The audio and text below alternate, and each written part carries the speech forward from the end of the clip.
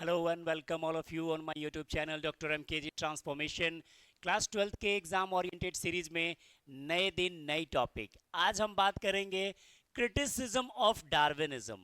Darwin के जो सिद्धांत थे, डार्विन की जो व्याख्या थी इवोल्यूशन को लेके, उसकी बड़ी आलोचना भी हुई। तो आइए उस क्रिटिसिज्म के बारे में, उस क्रिटिक्स के इंपॉर्टेंट पॉइंट्स के बारे में डिस्कस करते हैं।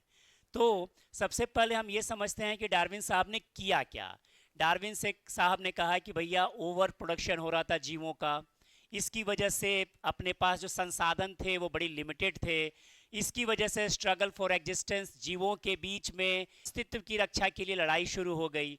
फिर उनमें कुछ बदलाव आए जो यूजफुल भी थे और हार्मफुल भी थे, ये डार्विन ने कहा था।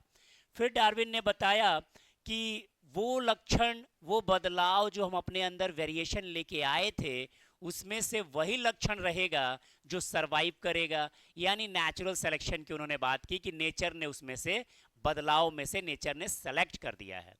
फिर डार्विन साहब ने बताया कि जो नेचर ने सेलेक्ट किया है वो अगली पीढ़ी में ट्रांसफ़र हो जाता है और इससे नए स्पेसीज का फॉर्मेशन हो जाता है।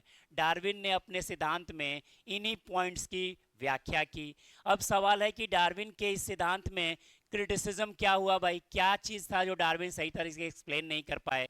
तो no explanation about the origin of variation. Darwin ने कहा कि वेरिएशन तो होते हैं, बदलाव तो होते हैं, यूजफुल या हार्मफुल वेरिएशन, कंटिन्यूअस या डिसकंटिन्यूअस वेरिएशन, लेकिन डार्विन ने ये नहीं बताया कि उसकी उत्पत्ति कैसे होती है और ये कैसे डेवलप होता है। दूसरा इंपॉर्टेंट पॉइंट, उन्होंने म्यूटेशन के रोल को बिल्कुल, डार्विन ने म्यूटेशन के पूरा जो प्रोसेस था उसको इग्नोर कर दिया। उन्होंने सडन इधर पीढ़ी गुण और लक्षण ट्रांसफर भी इनहेरिटेंस पैटर्न के बाद डार्विन नहीं की। डार्विन के